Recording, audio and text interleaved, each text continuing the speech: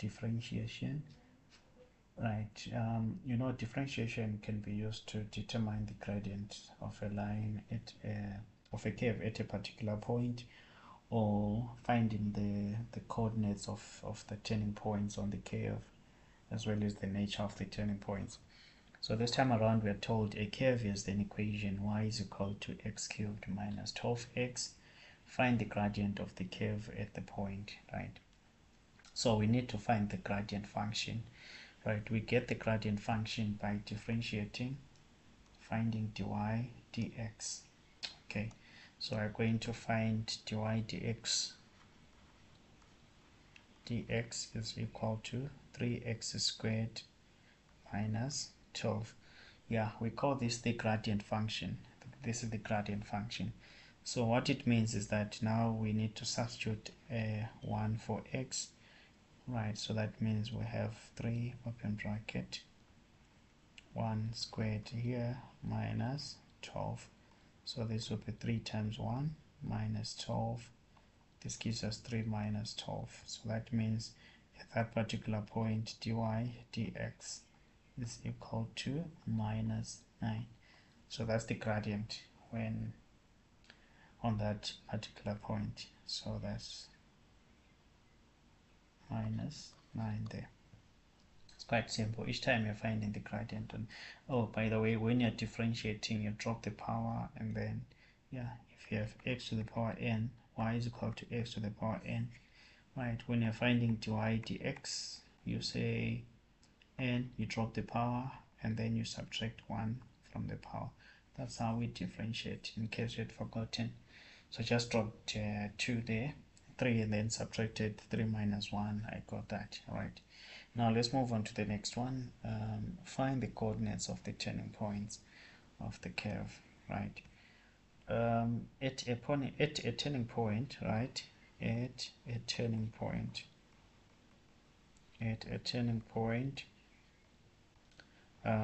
dy dx is equal to 0.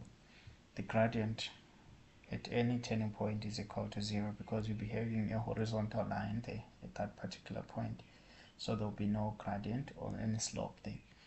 So what it means is that we're taking that expression of the gradient function 3x squared minus 12 is equal to 0, right? We can solve this. I'm sure you can see it's a quadratic equation.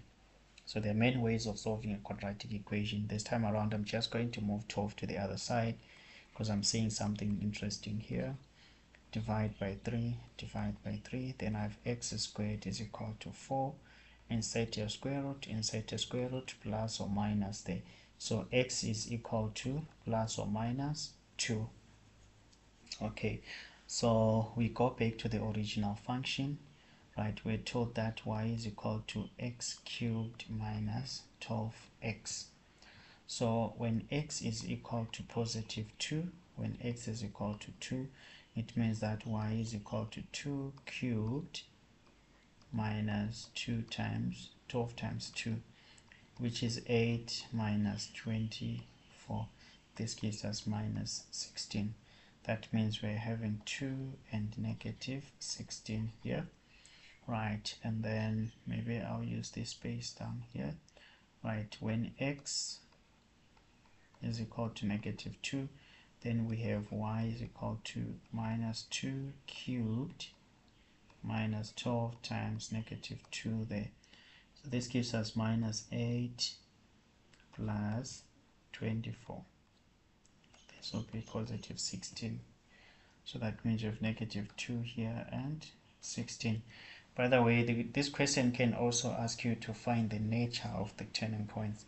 So in case you are asked to find the nature of the turning points, it means we need to further find the second derivative, right? So we had our dy dx being equal to 3x squared minus 12. So I need to find d squared y over dx squared. So this is going to give us 6x, all right? And then what you do now, you substitute the coordinates, right? When x is equal to 2, it means d squared y over dx squared is equal to 6 times 2, then this gives us a 12. And then when x is equal to minus 2, right, d squared y over dx squared is equal to 6 times minus 2. This gives us negative 12. Right, we don't really mind about the magnitude of the values that we have. What matters is the sign. So if you check here, d squared y over dx squared is actually greater than 0. Then on this one, d squared y over dx squared is less than 0, because this is positive, right, and the other one is negative. That's why I'm saying greater than 0 or negative 0. So when the second derivative is greater than 0, it means we have a minimum turning point. Minimum turning point. Right, and then this one becomes the maximum turning point.